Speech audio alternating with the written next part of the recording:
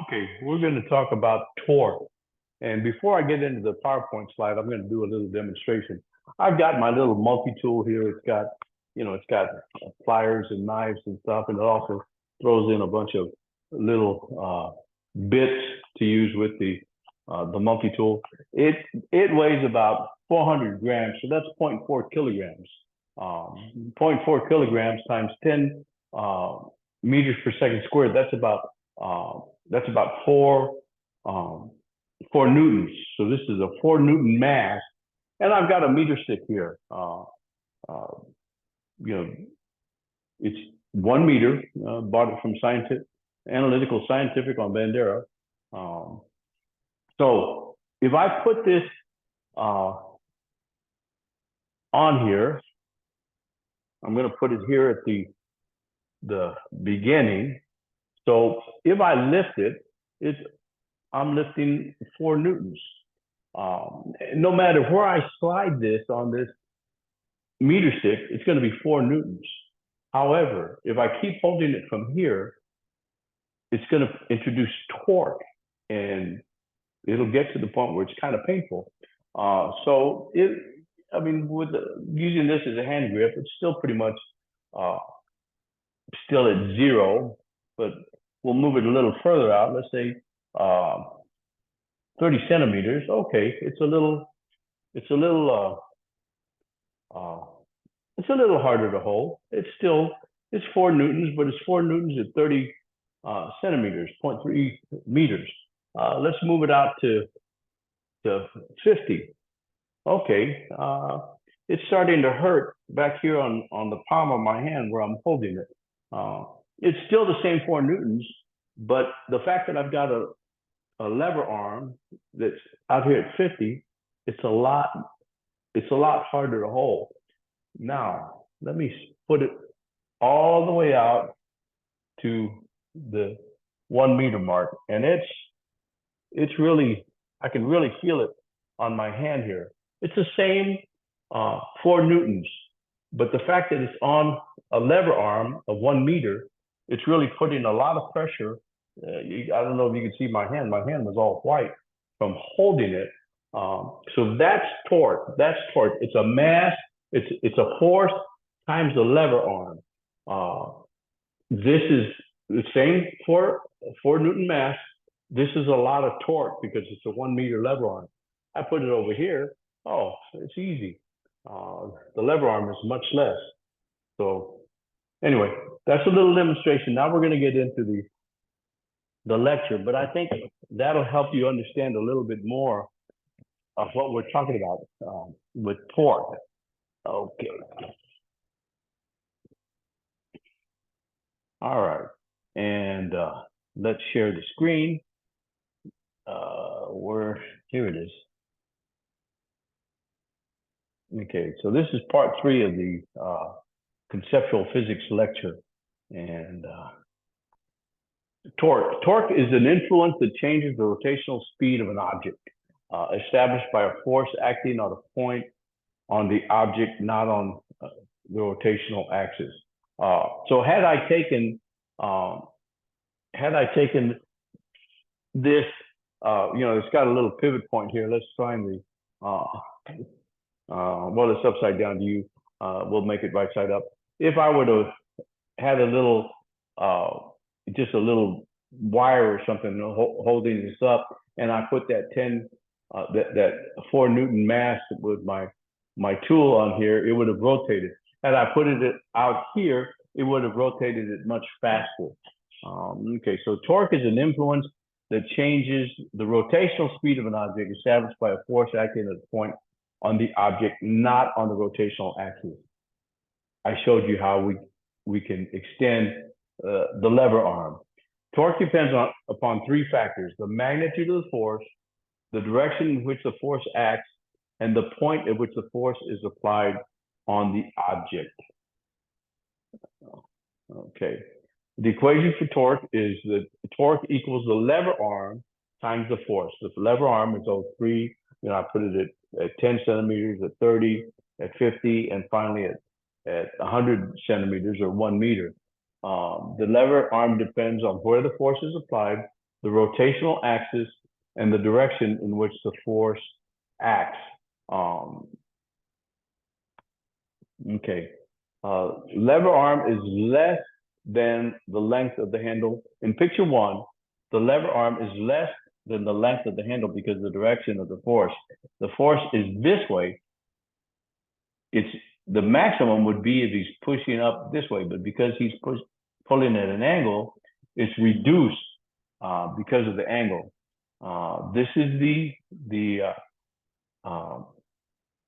at 90 degrees. This is more force because because of the 90 degrees.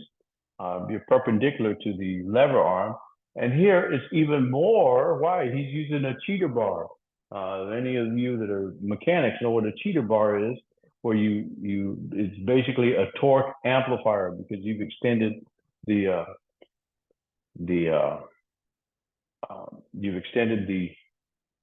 lever arm. Okay, let's see.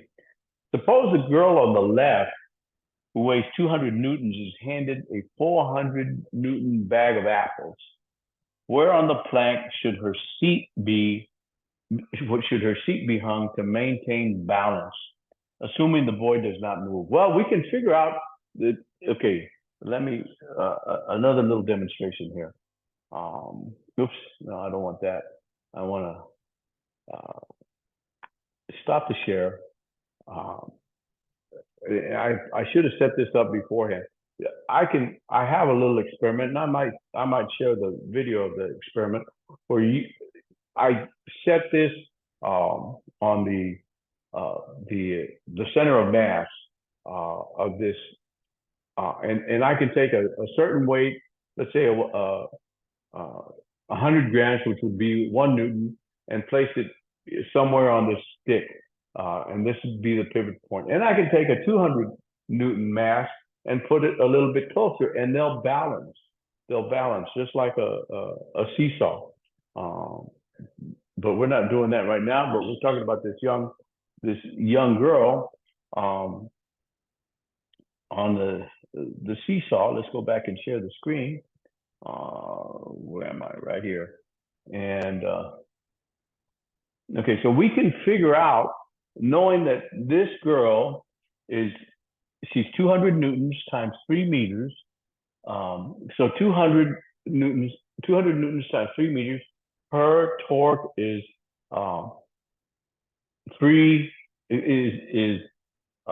600 Newton meters. 600 Newton meters. So the boy, because it's balanced, he is 600 Newton meters. So he's going to stay the same. He's going to stay 600 Newton. His torque is 600 Newton meters in this clockwise direction. We're going to add 40 newtons to her. Does she have to move out, or does she have to move in? Actually, she has to move in further. And it so happens, if you do the calculations, she has to move in 1.5 meters from the pivot point. And we'll see that. Nope, I'm wrong. 2.5 meters from the pivot point. Suppose, let's see, the new torque, we know that the young boy is 600. The lever arm times the new force equals the lever arm times the old force. So it's the lever arm times 240 has to equal the 3 meters times 200 newtons. Why does it have to equal it? Because this boy isn't moving. The lever arm is equal to 5/6 times 3 meters, which is 2.5 meters. Sorry for the initial wrong guess, but that's okay. Okay, and center of mass and center of gravity. Now, let's do another little demo. I'm full of demos today. Let's stop the share, and I'm gonna hold the meter stick, and let's back this up a little bit. I'm holding the meter stick, and I'm just going to find the center of mass. I'm moving my fingers closer and closer and closer.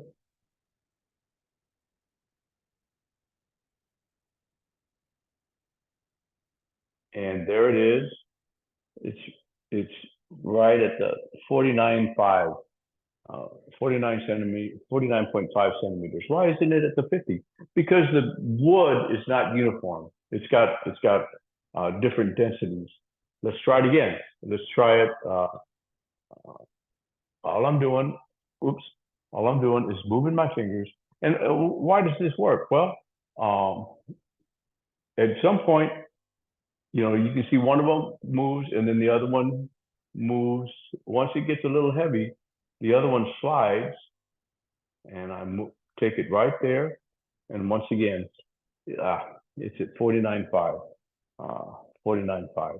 So that's how to find the center of mass of a ruler. It's not necessarily going to be 50, especially if it's a wooden uh, wooden ruler, just because the density of the wood is not uniform throughout the ruler. If it were a metal meter stick, you would probably your fingers probably would meet right at the 50 centimeter mark. Okay, let's go back to sharing the screen. Okay, the center of mass is the average position of all the mass that makes up the object. This one wasn't at 50, it was at 49.5. The center of gravity is the average position of weight distribution. Since we almost use them interchangeably, since weight and mass are proportional, center of gravity and center of mass usually refer to the same point of an object. Okay, to determine the center of gravity, you can suspend an object. If it's uniform, if it's a square or a rectangle, it's pretty easy to find the center of gravity. But for an odd shape, like this little map of the US, you suspend the object from a point and draw a vertical line from the suspension point. Repeat the suspending from a different point. You do that a few times, and all of the lines that you draw to the vertical will be where the lines intersect. So they have three lines here. The center of gravity lies where the two lines intersect, or actually where the three lines in this case. Okay. Center of gravity and stability. The location of the center of gravity is important for stability.